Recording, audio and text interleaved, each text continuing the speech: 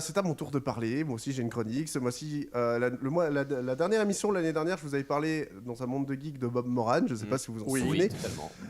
J'ai envie de réitérer l'expérience et de faire régulièrement des mondes de geeks. C'est-à-dire des chroniques qui parlent de sujets que moi j'aime, de sujets qui ne sont pas forcément ultra connus. Et l'occasion de parler de ma frustration profonde. Pourquoi je vous dis ça ? Parce que autant j'aime beaucoup de choses de la pop culture générale, on va dire. Je suis un grand fan d'Harry Potter, je suis un grand fan de James Bond, je suis un grand fan d'Indiana Jones, je suis un grand fan de beaucoup de licences. Et je passe à côté de beaucoup d'autres que vous aimez certainement particulièrement. Je pourrais citer Star Wars, Le Seigneur des Anneaux, pas mal de films comme ça que moi je suis pas dedans. Je suis pas rentré dedans à l'époque pour plein de raisons différentes. Star Wars m'ennuie, Le Seigneur des Anneaux, j'ai dormi devant. Donc je sais que vous allez me tuer, mais je préfère être honnête avec vous. Je ne critique pas, je sais que ce sont des œuvres à part entière et que c'est important pour plein de monde, mais je n'ai pas rentré dedans. Et quand on me parle d'Heroic Fantasy, vous me citez Le Seigneur des Anneaux, moi je vous cite Lady Hawk, je vous cite Willow, je vous cite Princess Bride, je vous cite Cœur de Dragon. Je vous cite tous ces films-là qui ont fait pour moi l'Heroic Fantasy avant même que Le Seigneur des Anneaux ne sorte au cinéma. Conan le barbare, j'espère. C'est pas vraiment de l'Heroic Fantasy, mais oui, tu peux le citer dedans. Ça, c'est pas de l'Heroic Fantasy. C'est plutôt du barbarième. À ce niveau-là.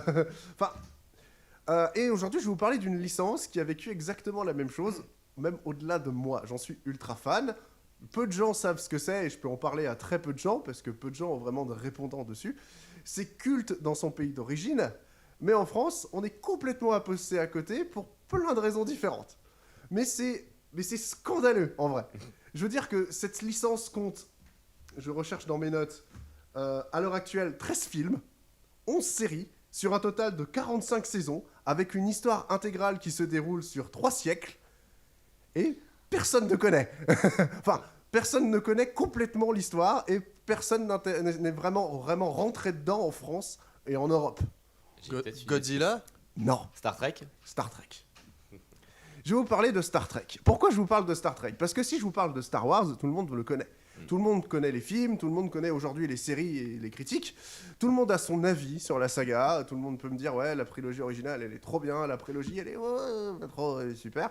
Et la nouvelle trilogie est à vomir. C'est à peu près ce que j'entends 99% du temps sur Star Wars et sur les séries qui ne font qu'augmenter l'univers dont tout le monde se fout, en fait. Tout le monde attend le prochain film, mais en espérant qu'il ne soit pas signé Disney, si j'ai bien compris. Hein. Grosso modo, c'est un peu l'idée. Et moi, je suis complètement passé à côté de tout ça. Parce que moi, en 1999, j'ai 7 ans. Je vais voir La Menace Fantôme au cinéma. Et je dors profondément. Alors je sais, là, je vais me faire insulter, mais copieusement. Hein, mais clairement. Truc absolument génial, quelques années plus tard, je réitère l'expérience avec un pote pour aller voir l'épisode 3. Pareil, dodo très profond, et c'est les seules fois où j'ai dormi au cinéma. Donc c'est pour vous dire à quel point je ne suis pas dedans. Mis ça, pas t'en vouloir. Non mais je vous le dis, voilà, la prélogie, je suis pas dedans. À l'époque, je me dis bon, la trilogie originale, tout le monde m'en parle, c'est trop bien. Je me suis fait chier comme un rat mort. Et je vous parle même pas de mon avis sur la nouvelle trilogie, parce que je pense qu'elle est équivalente à ceux des fans de Star Wars. Je trouve ça vide et sans intérêt. Le seul film Star Wars qui a obtenu de l'intérêt pour moi, c'est Rogue One. Et en plus, c'est un peu une honte parce que Gareth Edwards ne l'a même pas terminé. Non, pas lui, ouais. C'est Tony Gilroy qui a fait les reshots du film. Et il n'y en avait pas qu'un peu. Donc, pour le coup, mon expérience avec Star Wars est complètement biaisée. Et la raison à ça, c'est que moi, en 1999, au moment où je vais voir ça, j'ai déjà 2 références de SF dans ma tête et dont je suis ultra fan. Stargate SG-1, parce que Stargate SG-1 s'est diffusé à l'époque tous les vendredis soirs sur une chaîne hertzienne, M6 pour ne pas la citer, mais ça un peu pignon sur rue. Vous voulez regarder Stargate, vous n'avez pas acheté le bouquet satellite je ne sais pas quoi pour tomber dessus. Stargate, c'est disponible pour tout le monde. Et une communauté de fans va se créer un truc monstrueux. Je sais pas si, même vous, ça vous parle. Vous avez peut-être jamais regardé Stargate SG-1, Stargate Atlantis, Stargate l'univers, tout ça, mais ça vous parle. Vous savez ce que c'est, vous pouvez me citer Le Porte des Étoiles, vous pouvez me parler du film, vous pouvez me parler peut-être de Richard Dean Anderson, de Jack O'Neill, etc. Même si vous n'avez jamais regardé, vous connaissez des références. Si je vous demande la même chose avec Star Trek, au-delà de Kirk et de Spock, on peut s'amuser longtemps. Et surtout parce que J.J. Abrams a fait la moitié du boulot pour moi. Mais vous allez voir. Aujourd'hui, je vais vous raconter l'histoire de la licence Star Trek. Je vais vous raconter la partie production de la licence. Je ne vais pas m'amuser à vous raconter l'histoire chronologique depuis le 22e siècle jusqu'à l'an 3000, parce qu'aujourd'hui Star Trek s'étend jusqu'à l'an 3000, mais je vais essayer de vous raconter l'histoire des différentes séries Star Trek et de leur contexte de création. Et je vais essayer de vous montrer à quel point Star Trek c'est vaste, et surtout Star Trek ça évoque énormément de genres différents de la science-fiction. Chaque série Star Trek est ancrée dans un genre différent de la SF. Certaines sont plus basées sur l'exploration, d'autres sur le space opéra, d'autres sont extrêmement politiques. Il y en a une ou deux qui peuvent... aujourd'hui, je pense que Game of Thrones n'a rien à envier à certaines séries Star Trek, tellement c'était compliqué et tellement ça a tenu en haleine les spectateurs à l'époque, notamment les fans de science-fiction. Et je vais aussi vous expliquer durant cette chronique pourquoi est-ce que Star Trek et la France, ça n'a jamais marché. Gros sujet, encore une fois. Donc, pour vous raconter l'histoire de Star Trek, c'est comme vous raconter l'histoire de Star Wars. Il faudrait que je commence par un homme. Si je vous raconte l'histoire de Star Wars, je vous parle immédiatement de George Lucas. Ici, je vais vous parler de l'histoire d'un homme qui n'a pas eu la chance de George Lucas. Je vais vous parler d'un homme qui s'appelle Gene Roddenberry, qui est un producteur américain et qui est déjà un tout petit peu connu dans les années 60, qui produit des séries comme The Lieutenant, etc., et qui invite régulièrement des acteurs qui commencent à apprécier, notamment DeForest Kelley ou Leonard Nimoy, pour ne citer qu'eux. Et un jour, il a une idée. Il veut raconter l'histoire d'une patrouille du cosmos. Ce qui est complètement fou, parce qu'on est en 1960, les séries de science-fiction, ça n'existe pas. Si vous voyez la plus grande référence de science-fiction dans les années 60, dans le début des années 60, Ed Wood est là. C'est des soucoupes volantes qui tiennent avec des cannes à pêche. C'est la guerre des mondes, au mieux. Mais la science-fiction n'a pas vraiment de lettres de noblesse dans les médias et tient plutôt de l'espèce de concept un peu flashy et un peu pour les nerds, quoi. Série Z, quoi. Voilà, totalement. Et l'idée de Gene Roddenberry, c'est de proposer une série télévisée qui soit feuilletonnante sur un équipage dans un vaisseau spatial loin dans l'espace. Il va créer tout un univers, il va créer un vaisseau qui s'appelle l'Enterprise, un équipage qui s'appelle Kirk, Spock, McCoy et tous les autres, mais ça commence pas comme ça, l'histoire. Pas du tout. L'histoire, elle est encore plus folle que ça. Notre Gene Roddenberry en question s'approche d'une chaîne de télévision qui s'appelle la Paramount et une boîte de prod qui s'appelle Desilu et leur dit voilà, j'aimerais produire un concept de science-fiction. J'ai écrit plusieurs scénarios. Et la chaîne de télévision, je crois qu'à l'époque c'était ABC, j'ai un doute, ou NBC, je ne sais plus, il y a tellement de networks aux États-Unis, leur dit d'accord. C'est quand même hallucinant, à l'époque on dit la science-fiction, personne n'y croit. Mais on fait, bon bah très bien. Et ils choisissent au hasard un script qui s'appelle La Cage, avec un certain capitaine Christopher Pike qui se retrouve piégé sur une planète avec des extraterrestres télépathes. Le pilote est produit, il est monté, il est montré aux exécutifs qui disent on n'y comprend rien, c'est chiant. Donc ça démarre extrêmement mal. Sauf que les exécutifs de la chaîne de télé, de la NBC ou je sais plus, de la NBC je crois, dit à Roddenberry, c'est de notre faute. C'est nous qui avons choisi le script, c'est nous qui n'avons pas su percevoir le bon truc, donc prenez un script, celui que vous voulez, et recommencez à tourner un pilote, on vous fait un chèque en blanc.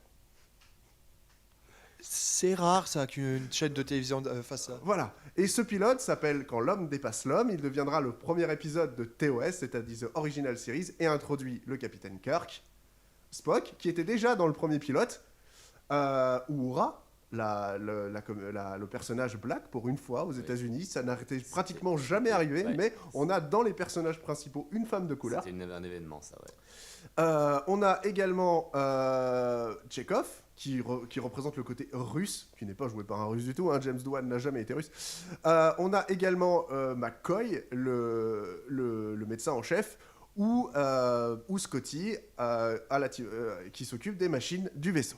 Jusque-là, je vous raconte exactement la même chose que le film d'Abrams. Jusque-là, vous n'êtes pas trop perdu. Si vous avez vu le film de 2009, je pense que ça tient à peu près la route. Je l'ai pas vu. Voilà. J'ai vu, je vois très bien. L'histoire, elle commence très simplement. C'est l'histoire d'une fédération de plusieurs planètes, notamment la Terre, Vulcain, représenté par Monsieur Spock, avec ses longues oreilles pointues. Oui, j'essaye de jouer un peu sur l'image que tout le monde a de Star Trek, c'est-à-dire ces monsieur avec des oreilles pointues, avec des pyjamas dans l'espace. C'est le signe des doigts. Voilà. Et Vulcain, ça vient du coup de Star Trek. Oui. D'accord, Spock, ça vient. Spock est un Vulcain, D'accord, Oui, c'est la planète. de la planète Vulcain, d'accord. qui est la Voilà. planète qui a permis le premier contact. Voilà, c'est pas Dark Vador qui vient de Vulcain. Voilà. Ah, voilà. C'est pour ça que je me suis dit Oui, pendant oui, bah, des années, mais ça vient d'où, Vulcain? Donc, Bah, maintenant tu le sais. La Je Fédération t'en des Planètes Unies, c'est les Vulcains, les humains et d'autres planètes, etc., qui se réunissent dans un consortium de planètes pour la paix, etc., qui ont une flotte de vaisseaux qui est menée par l'armée, entre guillemets, qui s'appelle Starfleet, la flotte de l'espace, la patrouille du cosmos, si vous me suivez. On y arrive. Et la série, elle est basée sur un schéma qui est assez simple. C'est-à-dire qu'on va suivre la passerelle du vaisseau, c'est-à-dire le pont principal avec le capitaine, l'officier des communications Uhura, l'officier scientifique Spock, le capitaine Kirk, bien évidemment, le timonier qui pilote le vaisseau Chekhov, et ensuite on va aller à l'infirmerie voir McCoy et à la salle des machines voir Scotty. La série est basée là-dessus.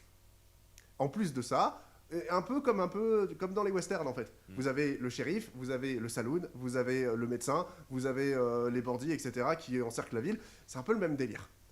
Et tout est calé sur le western en fait. Et maintenant qu'on a posé des bases, il faut poser des ennemis. Les premiers ennemis de Star Trek, tout le monde les connaît. On apprend même leur langage aujourd'hui. C'est les Klingons. Les Klingons.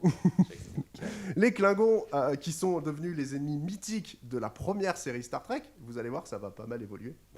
Et les Romuliens qui sont les cousins maléfiques des Vulcains. Je résume vraiment comme ça, en mode comment est-ce qu'on perçoit Star Trek la première fois qu'on le regarde. La série dure 3 saisons, d'abord 2, mais ensuite les fans sont tellement waouh que une 3e saison est commandée, mais c'est pas suffisant pour que la série continue. Et la série sera vraiment redécouverte quelques années plus tard pendant les rediffusions aux États-Unis, et c'est là que ça deviendra un phénomène de société. Phénomène tellement fort qu'une série animée va être commandée pour compléter la série de 2 saisons. Donc Star Trek fait 3 saisons en live et 2 saisons en animation. On est dans les années 70. Ça n'existe pas. C'est impossible. Ça n'existe pas. Surtout que la série animée est produite par Filmation, les mecs qui ont fait Les Maîtres de l'Univers et la plupart des grosses séries d'animation des années 70. Et en récupérant la plupart des voix des acteurs de la série Star Trek originale. Tout ça, ça n'existe pas. La série est diffusée entre 66 et 69 aux États-Unis. Et est diffusée en 69 au Québec. Pourquoi cette information est importante? Parce que la série va être doublée au Québec. Une première fois, enfin même une seule fois, où tout va être francisé. C'est-à-dire que Kirk n'est plus capitaine de l'Enterprise, mais capitaine de l'entreprise. Que la téléportation devient la télétransportation. Et plein de petites choses comme ça. Les Romuliens deviennent les Romulanais. Et c'est des petites choses comme ça. Mais Star Trek n'est toujours pas arrivé sur le sol français à ce moment-là. Il faudra attendre une émission dont je vous ai parlé l'année dernière, Je vois laquelle c'est, celle des frères dans X, pour qu'il diffuse 13 épisodes entre 82 et 83. Et il faudra attendre 86 pour une diffusion intégrale en France, toujours avec ce fameux doublage québécois. Alors déjà, il faut attendre 20 ans pour qu'une série soit diffusée chez nous, avec un doublage qui n'est pas du tout franco-français, qui est plutôt... et ça s'entend québécois. Et en plus de ça, si vous regardez Star Trek en mode YOLO, vous regardez des mecs en pyjama dans un vaisseau spatial flashy qui se tirent dessus. Voilà. Star Trek résumé comme ça, c'est tout. Sauf que quelque chose va mindfuck toute l'histoire. En 1977, je vous fais pas un dessin, il y a un film de science-fiction très connu qui sort, qui s'appelle La Guerre des Étoiles. Et produit par la Fox. La Paramount, elle se dit... On a une série de science-fiction qu'on n'a pas exploitée depuis des années. On a des fans en convention qui nous disent « Putain, faut que vous fassiez quelque chose, etc. » On a une deuxième série qu'on va appeler Phase 2 en développement pour Star Trek. Mais il faut faire quelque chose. Et ils vont faire un truc qui est un peu inattendu. C'est que la Paramount va annuler complètement le développement de la deuxième série. Va virer Gene Roddenberry complètement du truc, qu'ils avaient déjà viré de la saison 3 de la première série. Hein. Le mec s'est fait virer tout le temps, en fait. L'histoire de Gene Roddenberry, c'est je crée un truc et je m'en fais virer. C'est constamment ça.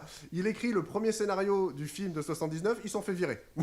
C'est pas son film, c'est pas son scénar, il est plus dedans. Et pourtant, il a créé les personnages et lui divers. Hein. On est loin de George Lucas. Hein. Donc, je vous ai teasé le truc. En 79 sort le tout premier film de la saga Star Trek, le film. Et le truc, c'est que si vous avez suivi ce que je vous ai dit tout à l'heure, en France, on n'avait toujours pas la série. Oui, voilà, ouais. Donc, le film sort en 79, qui se veut le prolongement d'une série qu'on ne connaît même pas. Alors, comment voulez-vous intéresser le public français à un truc qui va arriver en plein milieu? Bah justement, moi j'ai vu Star Trek que les films justement. Voilà. Donc, ce fameux film, il date du 79, il est réalisé par un monument du cinéma, c'est Robert Wise, réalisateur de La Mélodie du Bonheur et de La Maison du Diable. Je pense qu'on peut pas faire pire dans le genre. Et il va être très bien accueilli dans le sens où on voulait voir Star Trek au cinéma, mais tous les fans le surnomment Star Trek The Slow Motion Picture, tellement il est chiant à mourir. Ah oui, ouais, c'est vrai. C'est une horreur. Je suis fan de Star Trek sur l'éternel, c'est une horreur. Ouais, j'irai pas jusque-là, mais c'est très lent, oui. C'est très lent, c'est 2001 l'Odyssée de l'espace dans un vagin intergalactique. Oui, c'est clair. Tu l'as bien enregistré celle-là. De quoi? La phrase que tu viens de dire. Oui, Bien il sûr, l'a dit, t'inquiète totalement. pas, hein. Faut la graver celle-là. C'est ça. Mais le film est pratiquement comme ça. Hein. Je veux dire, le film te vend ce truc-là. Les effets spéciaux sont fous pour l'époque. C'est fou de retrouver des personnages d'une série télé dans un film avec autant de budget. Ouais. Mais c'est chiant à mourir. C'est pas faux. Donc, pour vous replonger tout de même dans l'ambiance, je vais vous faire écouter le générique de Star Trek, la série originale. Ah oui.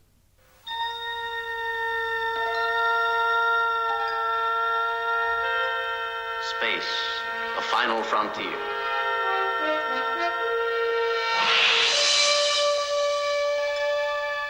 These are the voyages of the starship Enterprise. Its 5-year mission, to explore strange new worlds, to seek out new life and new civilizations, to boldly go where no man has gone before.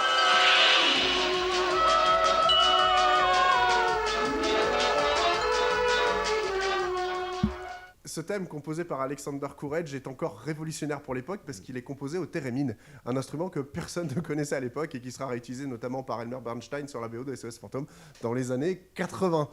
Donc Star Trek est quand même précurseur sur plein de choses. Il y a plein de scénarios de la série Star Trek qui sont aujourd'hui cultes dans la science-fiction. Les boucles temporelles, par exemple, ça vient de Star Trek.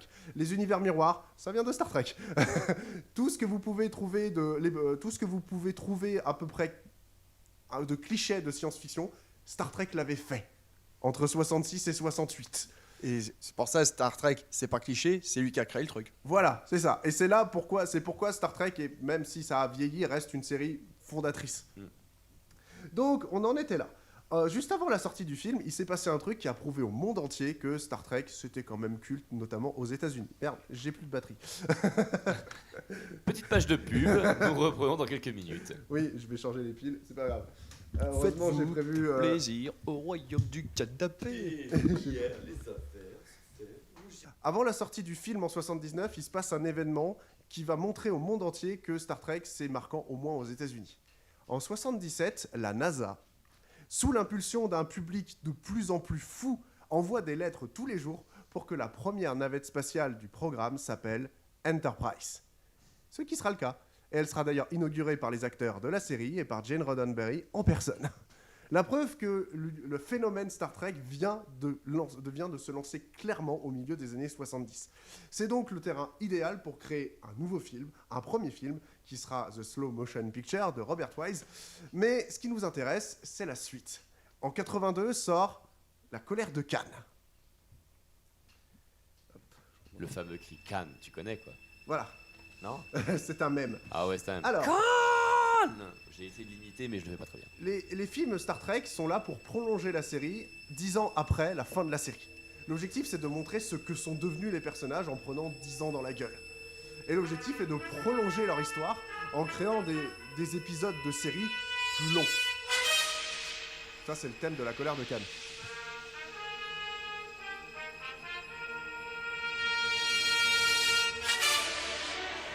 D'ailleurs, est-ce que vous savez qui a réalisé La colère de Cannes?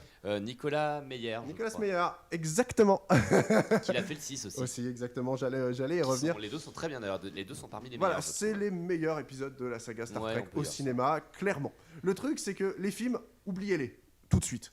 Cherchez pas. Les films sont des prolongements des séries, mais n'égalent absolument pas les séries.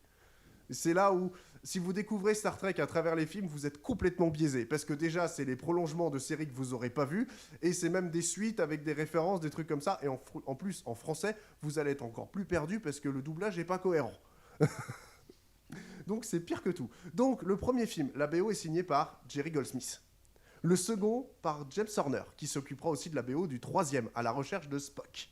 Et c'est Leonard Rosenman, auteur de la BO de Robocop 2, qui s'occupera de la BO du quatrième film, réalisé, lui, par Leonard Nimoy, qui a réalisé aussi le troisième d'ailleurs, soit dit en passant. Leonard Rosenman, c'est aussi À l'Est d'Éden, La Fureur de Vivre, Le Secret de la Planète des Singes, Barry Lyndon, le film d'animation Le Seigneur des Anneaux, entre autres choses. Ce n'est pas non plus n'importe qui. Même si tu préfères Basil Polidoris sur Robocop, et je te comprends. Oh oui, parce que le thème de Robocop 2 est nul à chier. Star Trek, c'est pas juste un phénomène parce qu'il y a des fans. C'est aussi parce que des acteurs stars ont joué dedans. Pour le deuxième film, vous avez Kirstie Alley qui joue l'enseigne Savick. Dans le troisième, vous avez Christopher Lloyd en personne qui joue le commandant Kruger. Eh ben, je croyais qu'il était dans le 2. Un Non, c'est Klingon. dans le 3. Dans le 2, vous avez Ricardo Montalban qui jouait dans La Planète des Singes, qui joue Khan en personne, qui jouait déjà dans la série télé. Ouais. Donc le film La colère de Khan est la suite d'un épisode de la série, ce qui n'avait jamais encore une fois été fait au cinéma à l'époque. Hein. D'accord, ça aussi on peut le cocher. Et pour le premier film, je voulais pas le citer, mais vous avez aussi Stephen Collins qui joue dans 7 à la maison. Donc, si vous avez bien compris ce que je vous ai dit, le premier film en 79, c'est l'introduction de Star Trek en France. Paye ton introduction. Avec un film long et chiant. Voilà, en plus de ça, qui est la suite d'une série que personne n'a vue. Génial. C'est-à-dire non, que c'est le succès des films qui va, on va dire, encourager TF1 Ouais. à acheter les droits de la série et de la diffuser chez nous. Voilà. Mais toujours avec un doublage québécois. Et un monstrueux retard surtout. Voilà, c'est ça. Et ben, c'est pas prêt de s'améliorer. Ah. Puisque nous sommes en 1987 à présent, et Paramount lance une seconde série Star Trek.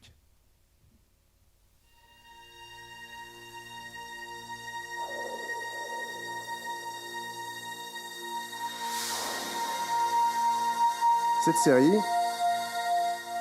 série, c'est Star Trek, la nouvelle génération.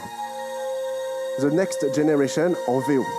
Et cette fois-ci, on va mettre les petits plats dans les grands, parce que la série ne va pas durer 3 ans, mais 7 ans. Elle va être diffusée aux États-Unis entre 87 et 94 en syndication. C'est-à-dire que plein de chaînes américaines vont pouvoir la diffuser cette fois-ci. Et Star Trek va pouvoir s'étendre encore plus loin. Ce thème a été composé par Jerry Goldsmith.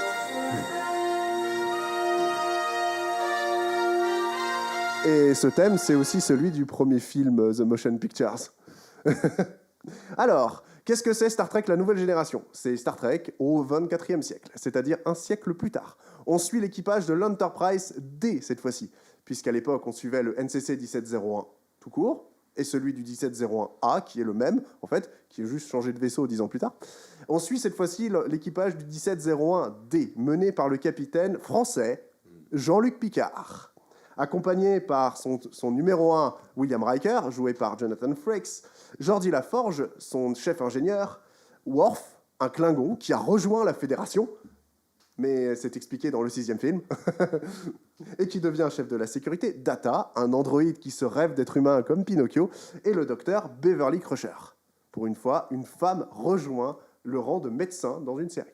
On est loin de Dr. Queen, femme médecin, hein. À ce niveau-là. Donc, la première saison est lancée en grande pompe après le 4e film, et c'est pour ça que le 4e film se passe sur Terre, parce que tout le budget était dans le lancement de la série. À ce moment-là, je ne vous ai toujours pas dit qui joue le fameux capitaine Jean-Luc Picard. Je le sais, moi. C'est Patrick Stewart. Ouais. Avec des cheveux, je crois. Toujours pas. À peine. Ah, À peine. il en a pas tellement. Il en reste un peu là, mais Sur les côtés, là, voilà. il est déjà vieux. Et c'est pas son doublage français qui va l'aider à rajeunir. Et t'avais dit c'était en quelle année? C'était en 87. Donc c'était après Dune. Voilà, c'était après Dune. C'est le renouveau. Gene Roddenberry a à nouveau les mains dans Star Trek, après s'être fait jeter de la série et jeter du film. Et ben, après la première saison, il se fait jeter de la série aussi. C'est son co-showrunner Rick Bergman qui récupère la licence Star Trek. Pas forcément volontairement, c'est juste la Paramount qui a viré clairement Roddenberry du truc. Roddenberry qui récupérera les rênes de Star Trek La Nouvelle Génération à partir de la saison 3, mais il mourra au milieu de la saison 4, quelques temps avant la sortie de Star Trek 6. Donc, la vie de Roddenberry, ça a toujours été énormément de déceptions, des combats pour essayer de faire revenir sa série culte à la télévision, et dès que c'est arrivé, se refaire virer, et ainsi de suite.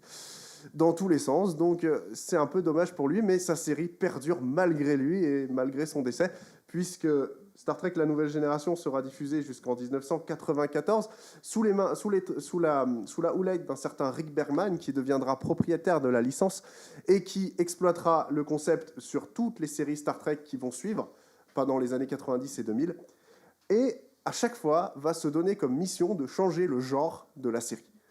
La série La Nouvelle Génération, c'est beaucoup d'exploration, beaucoup de parlotte et beaucoup de diplomatie. Jean-Luc Picard ne mise pas du tout sur les torpilles à protons, lui c'est plutôt le blabla. Vous avez des grandes scènes de dialogue avec les différentes races extraterrestres qui sont plutôt bien écrites, ce qui fait que c'est pas chiant à écouter. Et c'est tellement varié, parce qu'un épisode peut s'intéresser aux Klingons, le suivant c'est une nouvelle race, le suivant c'est un problème dans le vaisseau, enfin c'est extrêmement varié, ça dure 7 saisons comme ça, donc ils ont dû constamment trouver de nouveaux moyens de se renouveler, et ils ont créé un maître étalon. Aujourd'hui, si vous parlez de Star Trek, regardez La Nouvelle Génération. Parce que ça n'a pas si mal vieilli que ça, et en plus de ça, c'est quand même beaucoup plus ouvert et beaucoup plus intéressant que l'était la série originale. Parce que la série originale date de 66. Et les décors sont flashy et en carton-pâte. Là, non. Là, on est dans les studios de la Paramount. Ils ont recréé à taille réelle les décors. Et aujourd'hui, ces décors sont utilisés pour le musée Star Trek. Donc vous pouvez aller visiter, si vous êtes fan, les vraies passerelles des vrais vaisseaux des séries Star Trek. Et des films Star Trek. Ce qui est quand même assez fou, dit comme ça. Hein. Bref, question bête. Selon vous, qui a fait les effets spéciaux de la Star Trek La Nouvelle Génération ? Phil Tippett ? Non. C'est ironique. C'est pas John Dykstra ? Non. Comment ça, c'est ironique ? C'est ironique. Parce que Star Wars. Oui. C'est qui a fait les effets spéciaux Phil Tippett. Enfin, non, il y avait John Dykstra sur le premier, mais. Non, je vous demande plus loin que ça. Stan Winston ? Les effets spéciaux de Star Trek sont réalisés par Industrial Light and Magic. Ah oui, d'accord. Ce qui est quand même assez paradoxal. Oui, en effet. Mais c'est une série de luxe tournée en 35 mm. Ouais. Tourner en 35 mm pour la télévision, c'est complètement fou. Aujourd'hui, la remasterisation 4K pour les Blu-ray rend complètement hommage à cet aspect-là. Il y a pas mal de nouveautés aujourd'hui, puisqu'on est au 24e siècle. Il faut introduire de nouveaux méchants, parce que les Klingons sont devenus nos amis. Donc, il faut tenir une nouvelle menace. Ça sera les Borg, qui seront des espèces de cyborgs qui tentent d'assimiler les espèces pour les transformer en Borg. Ce qui est quand même assez glauque, dit comme ça. Vu que Star Trek prend un niveau de glauque aussi. Il y a beaucoup d'épisodes qui sont très survival et très horrifiques. Vu qu'ils essayent de toucher un maximum de genre et un maximum de public, on arrive à avoir des épisodes qui, moi, quand j'étais gosse, me glaçaient le sang. Clairement. Vous avez aussi ce qu'on appelle les épisodes holodeck, parce que dans le vaisseau, vous avez maintenant des salles entières de réalité virtuelle. Donc, vous pouvez faire ce que vous voulez. C'est-à-dire qu'il y a des épisodes qui se passent à l'époque de Sherlock Holmes. Il y a des épisodes qui se passent où les mecs discutent avec Léonard de Vinci. C'est complètement fou. C'est des épisodes où vous pouvez voir Léonard de Vinci trouver des solutions pour se battre contre un vaisseau extraterrestre. Ou alors, l'hologramme de James Moriarty, le méchant de Sherlock Holmes, qui se rend compte qu'il est un hologramme et qui veut absolument visiter le vaisseau Enterprise. Et vous avez un truc que j'adore qui s'appelle les synthétiseurs. Vous vous approchez de lui, vous lui demandez ce que vous voulez et vous le donne. Et ça marche pour la bouffe. Visionnaire, Star Trek. Complètement. D'ailleurs, en parlant de ça, vous savez, les communicateurs dans Star Trek, la série originale, qui étaient qui sont devenus les designs des téléphones à clapet. Oui. C'est vrai, j'avais oublié ça. Voilà. Star Trek en France, encore une fois, c'est foiré. Oula, c'est foiré, mais foiré de chez foiré. En 88, TF1 se dit, bon, il y a un truc à jouer, il y a une nouvelle série qui arrive, il faut qu'on achète les droits. Ils achètent les droits, ils font une soirée spéciale de fous furieux, ils engagent Patrick Stewart, ils engagent tous les acteurs, ils font un plateau télé en France pour présenter le truc. Comment vous dire ? Le plateau, ça va. De peu que j'en ai vu, ça va. Le truc, c'est qu'ils n'ont rien compris à la série. Elle est doublée n'importe comment. Le doublage n'a aucun sens. Il y a tellement de mécompréhension dans le doublage, dans la terminologie en anglais que ça n'a aucun sens. Ils ont doublé 8 épisodes comme ça et ça a foiré littéralement.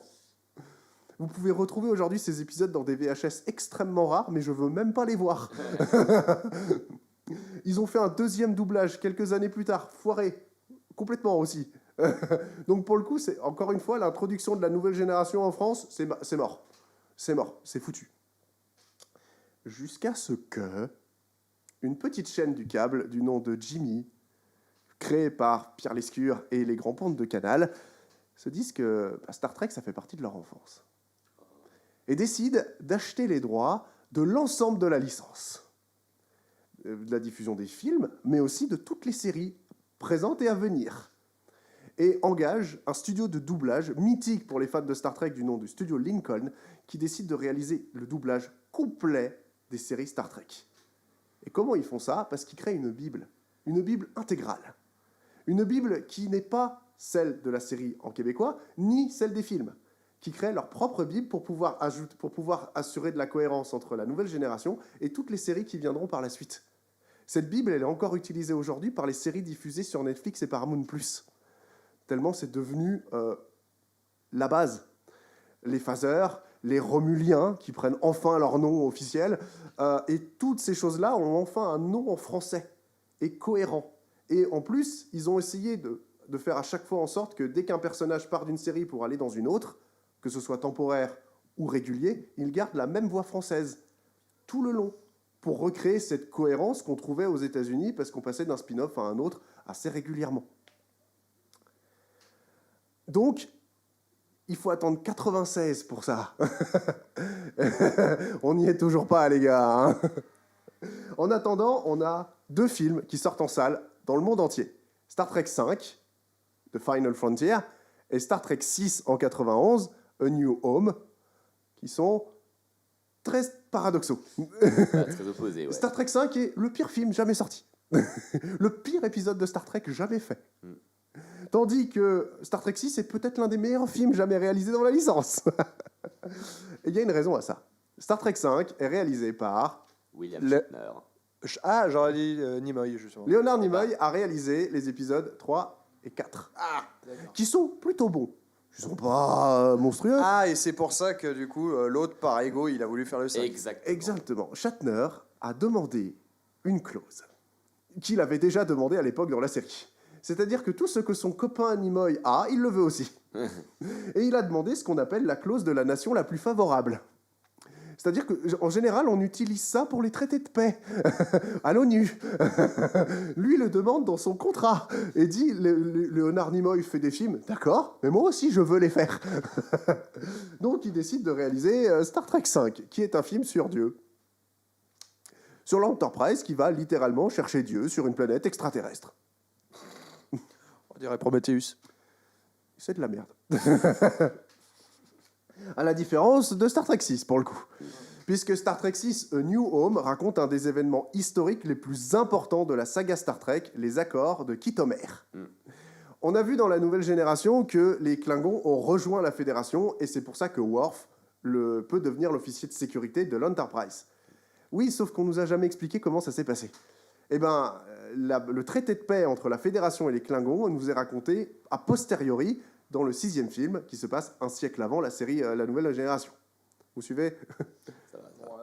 Pour créer la cohérence, ils ont allé chercher l'acteur qui jouait Worf dans La Nouvelle Génération pour jouer le grand-père de son personnage. Ah oui, d'accord.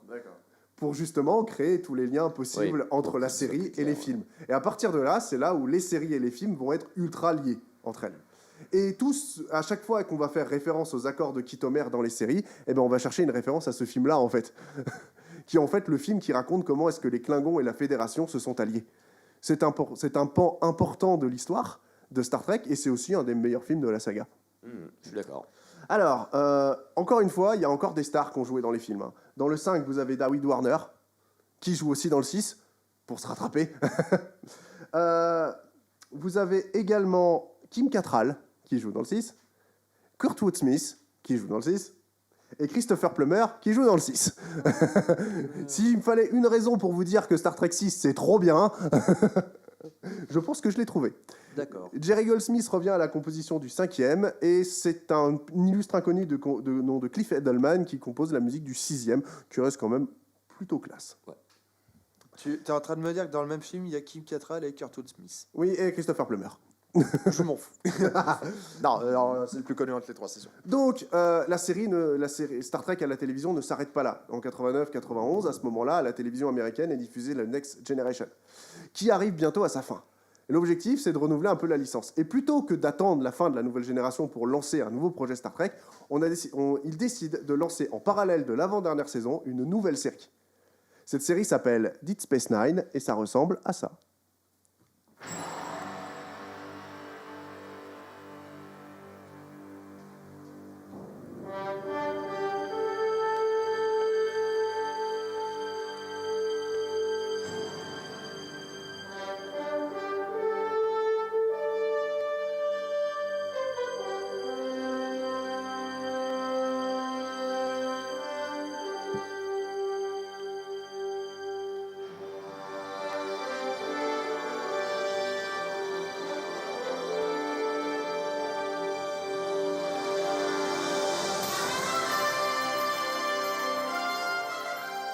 Ah, ça en jette, hein.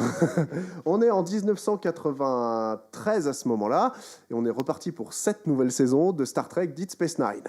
Deep Space Nine, c'est ma série Star Trek préférée, personnellement, parce qu'elle change radicalement des autres, pour une raison très simple, c'est qu'elle ne se passe pas dans un vaisseau spatial. L'intégralité de la série se passe dans une station spatiale. Et ça change tout, parce qu'une station spatiale, ça ne bouge pas.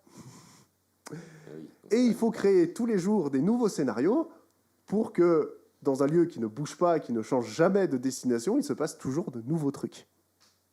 Eh bien, plutôt que de faire une série feuilletonnante, où chaque épisode raconte sa propre histoire et on enchaîne avec un autre épisode, et on essaye de poser des fils rouges entre plusieurs épisodes d'une même saison, ici, on crée un feuilleton. C'est-à-dire que chaque épisode suit le précédent. Toute l'histoire, une saison, c'est une histoire, pratiquement, à quelques épisodes près. Et c'est l'histoire de cette station Deep Space Nine qui se retrouve face à un vortex ouvert vers l'autre côté de la galaxie. Un coin totalement inexploré. Ce qui crée des nouvelles rencontres, évidemment, vu que ça devient un espèce de carrefour. Et ça crée beaucoup de dangers, puisqu'il y a des espèces de ce nouveau secteur qui ne veut pas du tout entendre parler de la Fédération et qui lance une guerre. C'est-à-dire que les 4 dernières saisons de la série, c'est une guerre. C'est-à-dire que la série devient un space opéra complet, ça devient Battlestar Galactica, avec toutes les ambitions politiques et géopolitiques que vous pouvez imaginer. C'est complètement inédit dans Star Trek. Jusque-là, c'était on a 2 vaisseaux, on discute, on va sur une planète, il se passe un truc. Ah non, là c'est de la politique, c'est de la géopolitique, c'est l'enfer. Et il y a même des questions de religion dans cette série. Parce que le commandant de la station, Benjamin Sisko, au moment de son arrivée, il ne s'attendait pas à ce qu'il devienne le messie de la planète en orbite, puisqu'il est désigné par les fondateurs, qui sont qui sont les dieux du vortex pour la planète en question. Et le problème, c'est que, on pourrait simplement croire que c'est une espèce de croyance, sauf que ça se révèle vrai. C'est-à-dire que l'homme doit gérer les conflits, doit gérer la station, doit gérer son statut de messie, et ce qui est quand même très compliqué à porter pour un simple humain. Et en plus de ça, il doit gérer toutes les guerres entre la fameuse planète qui le considère comme un messie Bajor et la planète Cardassia qui les maintenait en esclavage jusqu'à présent. Et surtout que la station spatiale n'est pas du tout une station spatiale humaine, mais cardassienne. C'est-à-dire que toute la technologie qui est sur place n'est pas du tout la leur. Et quand ils sont arrivés sur place, croyez-moi que les Cardassiens, ils ont saboté l'ensemble de la station. Donc les premiers épisodes servent à juste réparer. Mais ce qui nous tient en haleine dans cette série, c'est déjà le fait qu'on a cassé complètement le code de Star Trek. Vous avez dit l'infirmerie, la salle des machines, la passerelle, vous oubliez. Vous avez l'Ops, qui est un peu une espèce de passerelle où il se passe des trucs, mais vous avez aussi le bar. au centre de la station, mené par un Ferengi qui aime le pognon plus que sa mère. Et ça se vérifie plusieurs fois dans la série. Vous avez le chef de la sécurité de la station qui a beaucoup de boulot avec le dit Ferengi et avec tout ce qui peut se passer dedans, et qui est lié aux espèces de l'autre côté de la galaxie qui veulent buter la Fédération. Enfin, c'est très compliqué comme série. Je vous invite à la découvrir parce que c'est compliqué de vous la raconter. Ça dure aussi 7 saisons. Ça a été diffusé entre 93 et 99. On y suit les aventures de Sisko, dont je vous ai parlé, du lieutenant Dax, du major Kira, de Odo, le chef de la sécurité, de Quark et son bar, du chef O'Brien, qui est un transfuge de la nouvelle génération, qui est joué par un certain Colm Meaney, si ça vous parle. Colm Meaney qu'on a retrouvé dans des films comme... comment il s'appelle ce film avec Steven Seagal dans un bateau? Piège en haute mer. Voilà, il joue dans Under Piège en haute Siege. mer, il joue dans Die Hard 2. Enfin, c'est un acteur plutôt sympathique de films d'action, Colm Meaney. Il joue aussi dans Cliffhanger. Enfin, voilà, quoi. C'est pas n'importe qui, monsieur. C'est pas le moitié chauve avec une moustache. Non, c'est l'Écossais roux. C'est l'Écossais avec des merde, comment on appelle ça qui est comme un mouton, là. Bref, je te montrerai des photos, je suis sûr que tu sais qui c'est. Tu l'as jamais entendu parler une seule fois parce que c'est un rôle de second plan dans tous les films du monde, mais tu sais qui c'est. Parce que tu as vu tous les films où il est dedans. Bref, DS9, c'est une histoire de station spatiale et ça sort la même journée, pratiquement à une semaine près, qu'une autre série de SF dans une station spatiale qui s'appelle Babylon 5. Donc les fans vont chercher pendant des années à savoir qui est l'œuf de la poule pour savoir qui a copié sur l'autre. Et au final, on ne sait toujours pas. Donc, première diffusion VF, elle se fera sur Jimmy, avec évidemment le doublage du studio Lincoln qui assurera la cohérence, sauf quelques épisodes qui avaient été diffusés en VHS avant et qui étaient déplorables. Hein. Cherchez pas, hein. Avant Jimmy, ça sert à rien. Mais on est déjà en 98 à ce moment-là. Donc on a, entre 93 et 98, 7 ans de retard. Donc déjà, vous commencez à comprendre pourquoi est-ce que Star Trek n'est jamais rentré dans la culture populaire en France. On est complètement passé à côté. La série suivante, c'est ça.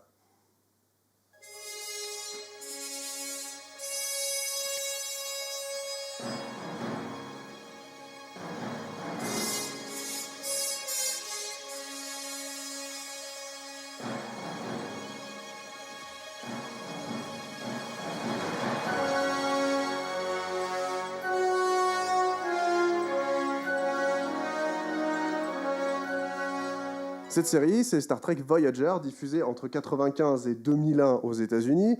Et donc, vous imaginez bien qu'on est très en retard. Hein. Elle a été diffusée en France à partir de 2005. Non, je dis n'importe quoi. Les 44 premiers épisodes ont été diffusés dès 1998. Mais il a fallu attendre 2005 pour voir la fin de la série. Donc, on a eu 2 saisons et il nous en manquait 5. Donc, pour le coup, cette série Star Trek Voyager nous fait suivre l'équipage d'un vaisseau qui s'appelle le Voyager, jusque-là je ne vous perds pas trop, qui est dirigé par une femme, ce qui chante quand même largement la donne. Une femme nommée le capitaine Janeway, jouée par Kate Mulgrew, mais au départ ça devait être une certaine Geneviève Bujold qui avait le rôle. Et elle va même tourner le pilote. Sauf que ça collait pas tellement. Et ils ont dû retourner le pilote une deuxième fois. C'est un peu le gimmick de Star Trek, retourner les pilotes. Quoi? Attends, qu'est-ce qu'elle a fait, la capitaine, avec le pilote? Je comprends rien. Donc on suit les aventures de Janeway, Chakotay, Paris, Kim, Tuvok, un Vulcain encore une fois, le HMU, c'est-à-dire l'hologramme d'urgence médicale qui est le médecin holographique du vaisseau, B'Elanna Torres qui s'occupe de l'ingénierie, Nilix qui s'occupe du bien-être des passagers et Seven of Nine qui est une Borg qui est devenue humaine. Et pourquoi est-ce que cette série est intéressante? C'est parce que cette fois-ci, plutôt que pour essayer de retrouver un peu l'élan de la série originale, ils ont décidé de transporter tout le vaisseau dans un coin tellement inconnu de la galaxie qu'il va leur falloir 7 ans pour rentrer. Donc c'est l'occasion, pendant 7 ans, de faire des nouvelles rencontres, de tenter de nouveaux trucs, d'essayer d'apporter l'esprit de Star Trek dans un coin de la galaxie que personne ne connaît, et d'affronter des ennemis qu'on connaît bien, par exemple les Borg, qui reviennent dans cette série-là. Et l'occasion de voir ce que ça fait d'avoir une capitaine féminine dans une série Star Trek. Et autant vous dire que c'est classe. Bon, il y a beaucoup trop d'épisodes holodeck. 90% du temps, il y a Léonard de Vinci sur un vaisseau spatial et la première fois c'est drôle, la 7e fois c'est moins marrant. Parce qu'il y a plus ça va, moins il y a d'imagination. Je veux dire que ça fait depuis 87 que les mecs qui sont là et on est en 97 là. Donc ça tire un peu en longueur cette histoire. Bon, vous le savez, soit surtout toi, les films Star Trek, ça ne s'est jamais arrêté après tout ça. Il y a eu... Les films la nouvelle génération sortent à partir de 94, 96, 98 et 2002. Ces films, ce sont les suites directes de la série originale, de la nouvelle génération. Si vous n'avez pas vu la nouvelle génération, autant vous dire que vous allez être paumé. Parce que autant les 6 premiers films sont des suites indirectes. C'est-à-dire qu'il y a 10 ans d'écart et vous pouvez repartir de zéro, c'est pas trop problématique. Là, pour le coup, le premier film a été tourné 2 semaines après la fin du dernier épisode. Donc, pour le coup, c'est vraiment conçu comme 4 épisodes bonus à la série, plus qu'un prolongement, en fait. Ces films, vous avez Generation, Premier Contact, Oui, Star Trek Generation. Premier Contact, Insurrection et Nemesis, qui sont, sauf Premier Contact, tous nuls. Premier Contact est un excellent film. Les autres sont tous pourris. En Génération, j'avais trouvé ça très chouette, personnellement. Mais Génération, le dernier, oui, Génération est intéressant parce qu'on rencontre le Capitaine Kirk. oui, il y avait ça, et tout ce que machin, ça tout avait sur la transmission, j'ai trouvé ça très, très chouette. Et ce film a été tourné à l'occasion de l'anniversaire de Star Trek. C'est vrai, en plus, ouais. Donc, et si vous n'avez pas vu les séries Star Trek, vous allez perdre la moitié du contexte parce que vous avez énormément de liens avec DS9 et Voyager. Par exemple, dans Nemesis, le capitaine Picard est en communication avec le capitaine Janeway à un moment dans le film, et Worf, qui est toujours membre de l'équipage de l'Enterprise, est aussi, depuis la 4e saison de DS9, un acteur régulier. Donc, il fait des allers-retours entre la série et les films. Et c'est souligné dans les films qu'il va sur DS9 et qu'il en revient. Pour créer toujours cette cohérence. Mais cherchez pas, c'est pas des très bons films. Et ils sont plombés par le doublage qui est complètement incohérent. Patrick Stewart a été doublé en tout et pour tout dans Star Trek par 7 comédiens différents. Et c'est n'importe quoi. Parce que sa dernière voix en date, Pierre Dourlan, qui est sa voix dans les X-Men, donc c'est plutôt logique, et aussi la voix française du capitaine Benjamin Sisko de Deep Space Nine. Donc quand t'es fan de Star Trek, tu fais « Bon, bah écoutez, vous m'avez perdu là ». Bref, sur ces 4 films, vous avez quand même des stars qui ont joué dedans. Ouais. Vous avez Michael McDowell qui a joué dans le premier, dans le 2, non ? Dans Génération. C'est Alice Krige qui joue dans le 2, qui joue la Reine Borg. Dans le 3, le méchant, c'est F. Murray Abrahams. Ouais, mais t'inquiète, c'est un film de merde. Et dans le 4e, le méchant, c'est Tom Hardy. Mais c'est un film de merde aussi. Et il était pas connu à l'époque. C'était en quelle année ? 2002. C'était juste après le premier X-Men, en fait. Ah, mais il a déjà une carrière en 2002. Tom Hardy, ouais, il avait déjà une carrière. Ouais, mais cherche pas, c'est pas un bon film. Oui, c'est vrai que c'est pas très bon. Donc, la saga Star Trek au cinéma s'arrête en 2002 sur une énorme déception. Ouais. C'est un film de merde. Mais vraiment, c'est-à-dire que ses entrées sont déplorables. Ouais. Pas autant que Star Trek 5, qui a été un fiasco, mais complet, mais suffisamment pour plomber la saga Star Trek pour des années. Sauf qu'à la télévision, ça n'arrête pas Rick Bergman qui lance une dernière série en 2001 qui s'appelle Enterprise, et même pas Star Trek Enterprise, mais juste Enterprise, tellement que le nom Star Trek a la peste, et décide de raconter la préquelle de l'histoire. L'histoire se passe au 22e siècle et raconte l'histoire du tout premier vaisseau humain capable de distorsion qui explore la galaxie. Donc, cette série, là où on avait du space opéra, de l'exploration, etc., cette série est beaucoup plus proche de ce qu'on appelle de la hard science. C'est la série qui est la préférée de la NASA, parce qu'elle est beaucoup plus réaliste que les autres. Et elle utilise beaucoup mieux les protocoles de premier contact qu'envisage la NASA. Et on a choisi comme capitaine un acteur déjà, on va dire, établi. On a choisi Scott Bakula, qui est l'acteur principal de la série Code Quantum, qui est connu pour ça, et qui par la suite jouera dans NCIS. Et qui est toujours suivi par Guy Chapelier. Quoi qu'il fasse, cet homme, en VF, il a de la chance, il a toujours la même voix. C'est quand même pratique. Même quand il joue des films obscurs pour Clive Barker, c'est toujours Guy Chapelier. C'était lequel ? Son 3e film, dont je me souviens pas du nom. Nightbreed ? Non, c'est le 2e, je crois. Ah, je sais pas. Bref. Mais on va reparler de ça bientôt.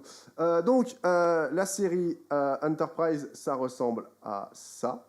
Instrumental, mais c'est une chanson pour la toute première fois dans Star Trek, chantée par Russell Watson, ou Williams, je ne sais plus, Watson, je crois, qui a déjà été utilisé comme générique du film Dr. Patch. Donc, pour le coup, on s'est fait entuber, mais complet. C'est con, je rêve de voir ce film. C'est de la merde. Quoi? C'est complètement de la daube. Oh non. Si tu vas, la vidéo du Nostalgia Critique te révèle que tout est faux. Que c'est un biopic basé sur un mensonge. Donc tout est faux. Mais regarde-le quand même, c'est Robin Williams, c'est marrant. Oui, voilà, en l'occurrence. Mais tout est faux. C'est du bullshit du début à la fin.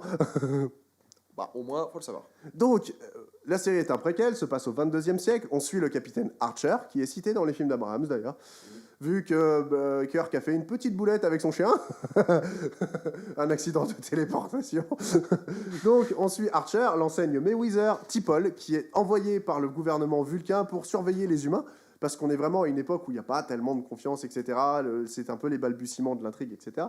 On suit l'enseigne Tucker, qui s'occupe des machines, Malcolm Reed de la sécurité, le Dr. Flox, et la médecine, hein, et l'enseigne Sato qui s'occupe de la linguistique, parce qu'à l'époque on n'a pas d'outils de traduction, etc. Et dès qu'on rencontre une nouvelle espèce, faut tout faire à la main. Et c'est ce que cette série nous montre, c'est-à-dire qu'il faut tout faire à la main. Et à la différence des séries du 24e siècle où on appuie sur un bouton, on se retrouve téléporté à l'autre bout de la galaxie, là il faut se démerder. Et c'est ça que les fans de Star Trek ont adoré ou complètement détesté. Parce que soit vous considérez que c'est une série qui devait être faite parce qu'elle crée des choses, et elle répond à des questions qu'on se posait tous, soit vous considérez que c'est chiant à mourir et que ça n'est pas du tout Star Trek. Il y a deux écoles. Sachant que beaucoup accusent cette série d'être totalement incohérente, sauf que non, c'est un bijou de continuité. À chaque fois que Star Trek pose une question dans le futur, eux, ils ont déjà vécu ça dans le passé. Et par exemple, le film Premier Contact, que tu as vu, où on voit les Borg, les méchants, c'est les Borg. Dans ce film-là, c'est les grands robots, là. Là où je me rappelle plus beaucoup. C'est les grands robots. Et un épisode de la série Enterprise est un préquel suite à ce film. Ok. Et c'est très bien trouvé et très bien écrit comme ça. Bref, à partir de 2005, diffusion intégrale sur Jimmy en France en 2004, alors que la série s'arrête un an plus tard, Star Trek, c'est fini. C'est foutu. Il n'y a plus de films, il n'y a plus de séries, plus personne n'est intéressé par ça. Et Eric Berman ne sait plus quoi faire des droits parce qu'il a exploité le truc, mais jusqu'au bout du bout du bout du bout. Il en est à sa 4e série. Il a produit 4 films que personne n'a vus. Qu'est-ce qu'on fait? Sachant que, pour vous donner une idée, Star Trek 4, Retour sur Terre, est le 2e meilleur score de l'année 84 pour la Paramount. Le premier étant Indiana Jones et le Temple Maudit. Donc imaginez l'influence de Star Trek à l'époque et qu'aujourd'hui, plus personne ne veut en entendre parler en 2005. Donc la série va mourir. Clairement. Plus personne ne va s'intéresser à Star Trek jusqu'à ce que la Paramount se dise que c'est con, on a une licence de science-fiction et on n'en fait rien. Et on a un réalisateur qui bouge beaucoup trop et à qui on pourrait donner des trucs à faire. C'est comme ça que J.J. Abrams se retrouve à faire contre sa volonté des films Star Trek. Parce que le monsieur, lui, tout ce qui l'intéresse, c'est Star Wars. Et il voit dans Star Trek la possibilité de s'entraîner à faire de la science-fiction à grande échelle. Et c'est aussi ce que reprochent beaucoup de fans de Star Trek à J.J. Abrams, d'avoir utilisé Star Trek pour faire autre chose. Et surtout d'avoir dénaturé complètement Star Trek avec ses films à lui, qui sont beaucoup plus proches de Star Wars, en fait. Faux, mais... Alors, honnêtement, je vais citer Roger Moore, ici. Parce que dans ses mémoires, Roger Moore, il disait « Si vous n'avez pas quelque chose de gentil à dire sur quelqu'un, vous devez vous taire. » Eh bien, moi, je vais me taire. Je ne vais pas vous parler de ces 3 films, que je n'aime pas du tout, mais ça, vous vous en doutez. Je vais simplement vous dire que cette histoire est un casse-tête, chronologiquement. Parce que, si vous vous souvenez du début du premier film, ça démarre sur l'explosion d'une planète qui crée une dimension parallèle. Et on suit les aventures de cette dimension parallèle dans les 3 films. C'est pour justifier le côté préquel avec de nouveaux acteurs. Ils ont justifié ça en disant « ça se passe dans un univers parallèle ».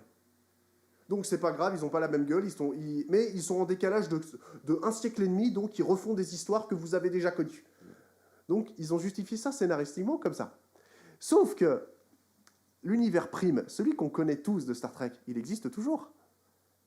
Il est là. C'est-à-dire que l'explosion de la planète, elle a explosé. Elle existe. Eh bien, maintenant, il va falloir refaire quelque chose de ce truc-là. C'est pas une mince affaire. Et c'est à Alex Kurtzman, l'acolyte de J.J. Abrams sur tous ses films jusqu'à présent, notamment Mission Impossible 3, qui avait coécrit le scénario d'ailleurs, Ouais. de s'occuper de la licence Star Trek à la télévision, puisqu'on lui a refilé le bébé bien gentiment. Maintenant, il va devoir se débrouiller pour créer de nouvelles séries Star Trek pour les plateformes. Et Bah, c'est ce qui se passe là, ouais. plus seulement pour la distribution linéaire. Donc, en 2017, Netflix lui dit « Je veux bien ma série Star Trek à moi, vous m'en créez une ?» D'accord, ça s'appelle Star Trek Discovery. Ça se passe au 23e siècle, donc on revient à l'époque de Kirk. On raconte une histoire qui n'a rien à voir. Enfin, si, ça a plein de liens, mais en fait, on fait en sorte qu'au début, ça n'ait rien à voir. On vous raconte l'histoire de l'enseigne Michael Burnham, qui fait partie de Starfleet, mais qui est quand même un sacré rebelle. Hein. C'est-à-dire que ça tape dans tous les sens et elle aime bien quand ça bastonne. Et premier épisode, elle finit en tôle. Donc pour le coup, on sent tout de suite le personnage. Pourquoi elle finit en tôle ? Elle a tué son capitaine de sang-froid. Donc on n'est plus dans Star Trek là. On a atteint un nouveau niveau de... On va tenter de nouvelles choses. Et pourquoi pas, hein, je veux dire, je suis tout à fait ouvert à l'idée que Star Trek c'est vieux et il faut faire quelque chose avec. Hein. Donc pourquoi pas ? Déjà on prend comme héroïne une femme et en plus on n'en fait pas le capitaine du vaisseau. Donc déjà ça change concrètement. C'est-à-dire que c'est un personnage qui peut sortir du carcan du commandement et tout ça pour faire de vrais trucs. Donc ouais, pourquoi pas. Donc on suit aussi l'enseigne Saru, on suit le médecin Yves Culbert, on suit l'enseigne Stamets, on suit l'enseigne Tilly. Stamets, lui, si on veut chercher l'ancien schéma de Star Trek, il s'occupe de la salle des machines. Sauf que lui, il a développé un nouveau moteur qui se déplace avec des champignons. Ouais, c'est le conte de Champignac de l'espace. Cherchez pas. Et lui, il devient tellement fou avec ses champignons qu'il est là. Si lui n'est pas dans le moteur, il peut pas se déplacer. Donc il est la moitié du moteur, ce mec. Cette série est un enfer. Cherchez pas. Oui. J'ai beaucoup de mal à la comprendre. Tout ce que je peux vous dire, c'est que y a Michelle Yeoh dans le casting des 3 premières saisons.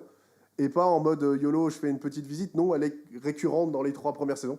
Elle joue le capitaine Philippa Georgiou, qui est la mentor de Michael Burnham, que Michael Burnham tue dans le premier épisode, mais qui revient sous la forme de son univers parallèle. Enfin, voilà, quoi, cherchez pas, regardez la série. Le premier capitaine du Discovery, c'est Jason Isaac, qui joue le rôle du capitaine Gabriel Lorca. Et dans la saison 3, à partir de ce moment où l'équipage entier, le vaisseau, est propulsé en l'an 3000, cherchez pas, ça va un peu loin pour moi, il se retrouve... géré par la nouvelle fédération et l'officier scientifique de la fédération à cette époque-là est joué par David Cronenberg. Cherchez pas, ça va trop loin pour moi. Donc, Netflix récupère les droits de Star Trek, récupère l'ensemble du catalogue et Netflix devient pendant un temps la maison de Star Trek. Si vous n'aviez pas vu des épisodes de série, tout était là en fait. Vous aviez la série originale, la série animée, vous aviez The Next Generation, tout pour rattraper Star Trek. Plus les nouveaux épisodes de Discovery qui sortaient et qui plaisaient plus ou moins aux fans, mais bon, une série Netflix, de toute façon, on n'en connaît pas l'audience, alors tant que ça continue, ça veut dire que ça marche à peu près. Hein. Bon, Monsieur Kurtzman, il s'arrête pas là. Parce que cette fois-ci, Amazon, ils leur disent « Moi aussi, je veux bien ma série Star Trek ». Et c'est là que ça se complique. Parce que vous avez Discovery sur Netflix et il va falloir donner une série Star Trek à l'autre canal de VOD, hein, Amazon. Quoi, parce que bon, ils ont mis un chèque encore plus gros dessus. Et en plus, ils ont les droits sur les films. Donc bon... Donc, nouvelle série qui est créée, Star Trek Picard, avec... évidemment Patrick Stewart qui reprend son rôle de Picard de façon historique parce qu'il ne l'avait plus tenu depuis 2002 et c'est la suite de la nouvelle génération 20 ans après Nemesis. Comme dans la réalité un peu quoi. Exactement. La série se passe au 24e siècle, compte 3 saisons parce que ça s'est terminé là il y a un an là en 2023 et c'est le prolongement de l'histoire de Picard et de son équipage qui ont bien vieilli. Et l'histoire a décidé d'exploser complètement les canons de Star Trek, puisque le pauvre Picard est un vieillard qui va bientôt mourir, et il lui faut lui faire vivre une dernière aventure. Donc il vole un vaisseau, il se retrouve avec des renégats, ils partent chercher une clone extraterrestre, enfin... Moi j'aime bien, hein, mais si vous n'avez pas suivi depuis la première série... je crois que c'est mort. Ce que j'essaye de vous dire, c'est pas que c'est mauvais, c'est que les séries d'Alex Kurtzman, si vous n'êtes pas fan de Star Trek, vous ne pourrez pas rentrer dedans. Ça part dans tous les sens. C'est ça. Oui, surtout si vous n'avez pas le contexte, c'est mort. Et la série suivante, c'est pire. Nous sommes en 2022 et sort la série Star Trek Strange New World en exclusivité sur Paramount+, qui devient officiellement à ce moment-là la maison de Star Trek, parce qu'ils rachètent tout. Bah, redevient, tu veux dire, ouais. Ben, devient, parce que Paramount+, jusqu'à présent, ne Paramount+, diffusait pas. d'accord, oui. Donc, Strange New World, qu'est-ce que c'est ? Cette série se passe au 23e siècle et décide de s'intéresser à l'Enterprise de Kirk, mais avant que Kirk en devienne capitaine. Donc, on nous explique qu'avant Kirk, il y a eu d'autres capitaines, évidemment, parce que le vaisseau, il devait bien se piloter par des gens. Et ce capitaine, c'est Christopher Pike, celui du pilote dont je vous parlais tout à l'heure, qui n'a pas été gardé. Donc, ils ont fait revenir un personnage vieux de 60 ans pour l'intégrer en héros d'une nouvelle série préquelle. Cherchez pas, tout est normal. Et l'objectif, c'est de remplir les blancs sur Star Trek, TOS, et sur ce personnage-là. Sachant qu'à ce moment-là, on nous explique que chaque capitaine de Star Trek, s'il fait bien son boulot, à cette époque-là en tout cas, ils font des missions de 5 ans. Et en général, s'ils sont très bons, ils en font 2. Et ensuite, ils donnent le vaisseau à un autre capitaine. Donc Kirk est le 3e capitaine de ce vaisseau-là, et avant, il y avait Pike qui avait fait 2 missions de 5 ans. Donc, et la série essaye de nous expliquer ce qui se passe pendant ces missions de 5 ans. Le truc, c'est que TOS nous avait expliqué que Pike mourrait, donc il faut intégrer ce truc-là dans Strange New World en disant il est au courant de sa mort, il sait qu'il va mourir dans l'autre série, vous inquiétez pas, tout est prévu. Donc en fait, c'est que de la rétro-écriture. Ce qui est en fait un peu chiant parce qu'on sait déjà ce qui va se passer et ils passent leur temps à broder autour. Alors oui, je suis fan, mais je me permets, hein, je veux dire, j'en ai plus rien à foutre à ce niveau-là. Ensuite, parce qu'il faut bien plaire à tous les publics, on crée des séries d'animation Star Trek. La première, c'est Lower Decks, qui existe depuis 2020, qui se passe au 24e siècle et qui s'intéresse, comme le titre l'indique, au pont inférieur. C'est-à-dire que le capitaine, on s'en fout, on prend n'importe quel vaisseau random et on s'intéresse à l'enseigne, etc. Et donc, on crée une intrigue autour de l'enseigne du vaisseau qui se fait gerber du plutonium toutes les 3 minutes et on crée une série dans la même ambiance que les Griffins ou Futurama autour de Star Trek. Et on utilise ce côté animation pour faire revenir des anciennes gloires de Star Trek en les rajeunissant. Vu que c'est pratique en animation, on peut faire revenir n'importe qui à n'importe quelle époque. Il peut avoir toujours 30 ans, hein. De toute façon, c'est des dessins animés. Donc, cette série va utiliser constamment ce truc-là, et même des acteurs morts, des fois. Enfin, bref. Et la seule star de cette série, c'est Jerry O'Connell, qui jouait dans Sliders, les mondes parallèles, qui cette fois-ci reprend un rôle, et il n'est même pas doublé par Thierry Vermus en français, je suis dégoûté. Thierry Vermouth, qui est quand même, et ça c'est le directeur artistique de la série, Ah oui. qui a choisi lui-même de ne pas doubler Jerry O'Connell, hein. Vous sentez le niveau.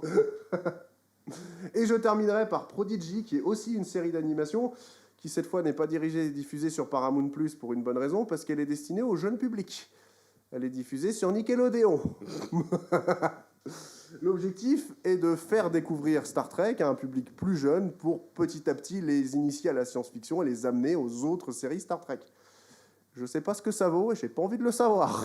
J'en suis à un point où Peut-être que pour un néophyte comme moi, c'est peut-être par là qu'il faut commencer. tu peux commencer par là ou par la série ou par la nouvelle génération. T'as le choix. Donc Star Trek, c'est bientôt fini, veut dire Discovery se termine l'année prochaine, Picard c'est déjà terminé, il ne reste plus que Strange New World qui vient à peine de commencer, Lower Decks qui en est à sa 4e saison, et Prodigy qui va entamer sa 2e. Ce qui veut dire qu'il va ne rester plus qu'une seule série live pour 2 séries d'animation.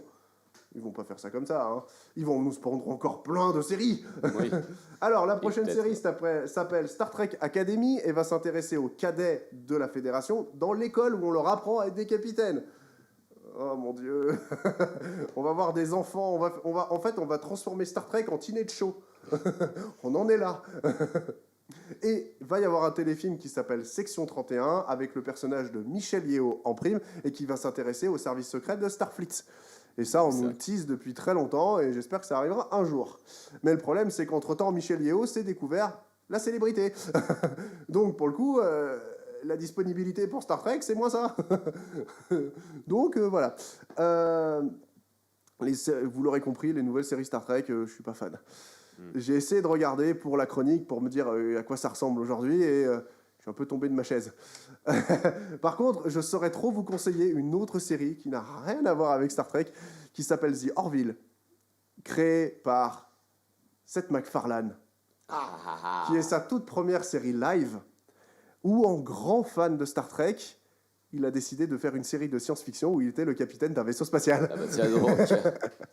Et il mal. utilise son humour habituel Oui. avec tous les canons qu'il adore, parce qu'il est ultra fan de Star Trek. Oui. Il a joué dans une série Star Trek, je vous en parle pas, mais il a joué dans Enterprise, etc. Et là, il a décidé de reproduire Star Trek pour lui tout seul. Donc, ça fait 3 saisons, c'est diffusé sur Disney+, et je sais plus que sur quelle chaîne, mais c'est ouf de regarder un fan faire sa série. Et avec l'humour qu'on connaît de Seth MacFarlane. Alors, vous trouvez que Star Trek, ça part dans tous les sens. Vous comprenez pas où ça va. Regardez The Orville. The Orville, c'est un fan de Star Trek de la génération Picard, tout ça, 24e siècle, des années 90, qui l'a fait, cette série. Qui s'occupe pas de ce qu'on a fait maintenant. Donc, vraiment, ma porte d'entrée pour Star Trek de choix, pour moi, ça restera The Orville. Ok. Si vous ne connaissez pas, Ouais, c'est... je vous invite à regarder ça. Et certains, même beaucoup d'acteurs de Star Trek s'invitent dans The Orville. Et des fois dans le casting régulier. Donc c'est assez marrant de revoir des personnages qui étaient secondaires dans Star Trek jouer des rôles beaucoup plus intéressants dans The Orville. Série humoristique, mais avec quand même des thématiques qui sont ultra poussées et ultra bien écrites. Bref, au final, je vous l'ai dit, Star Trek, c'est 13 films, c'est 11 séries, dont 3 séries animées. Ça fait un total de 45 saisons, et c'est pas fini, avec une histoire qui se déroule sur 3 siècles et en l'an 3000. Je ne sais pas si je vous ai convaincu de vous intéresser à Star Trek aujourd'hui, en tout cas j'ai essayé. Je vous invite à essayer les séries Star Trek des années 90, celles par lesquelles j'ai grandi, notamment la nouvelle génération, pour vous faire une idée de ce que c'est. Ça a peut-être un petit peu vieilli, mais vous aurez une idée claire de ce qu'est Star Trek, loin de ce que Alex Kurtzman produit aujourd'hui. Parce que, honnêtement, je n'ai rien contre, mais je n'ai rien contre parce que je connais le contexte et que j'ai vu tout ce qui s'est fait avant. Si vous commencez par les séries actuelles, vous allez être paumé. Et Dieu sait que Michel Yeo ou tous les acteurs phares qui jouent dedans, bah ça suffit pas en fait. Parce qu'ils essayent d'accrocher un nouveau public avec des stars. Le problème, c'est qu'ils vont se retrouver devant des intrigues qui n'ont aucun sens pour eux. Qui ne comprendront pas, ouais. Exactement, sachant que je vous ai raconté l'histoire de Star Trek en France, et on a foiré complètement. L'entrée, ouais. Aujourd'hui, si vous voulez regarder Star Trek, il faut vous abonner à Paramount+. Star Trek n'est pas diffusé sur une seule chaîne de télévision. La seule série Star Trek qui a été diffusée de façon régulière ces dernières années, c'est la nouvelle génération sur W9 en 2005. Et plus depuis. Jimmy n'existe même plus. Donc, il n'existe aucun moyen à la télévision en France de regarder Star Trek. Donc, j'essaye de vous expliquer qu'un univers est fun, est fou, mais qu'on n'en a jamais rien fait comme il faut. Et ça, il y a plein de licences comme ça. Et c'est le but de cette chronique, c'est de vous raconter ces histoires-là. Ces licences qu'on a mis de côté pour de mauvaises raisons alors qu'elles sont totalement dingues. Une série diffusée uniquement sur le câble chez nous peut être culte dans son pays d'origine. Par exemple, je peux vous citer des séries comme Farscape, par exemple, qui sont créées par le Dimension Creature Shop. Sauf qu'elles n'ont été diffusées en France que sur Série Club il y a 12 ans. Donc, pour le coup, vous ne connaissez pas. Et c'est dommage. Mais c'est l'occasion dans ces chroniques de vous en parler. Bref, j'ai été peut-être un peu long. J'espère que je vous ai intéressé.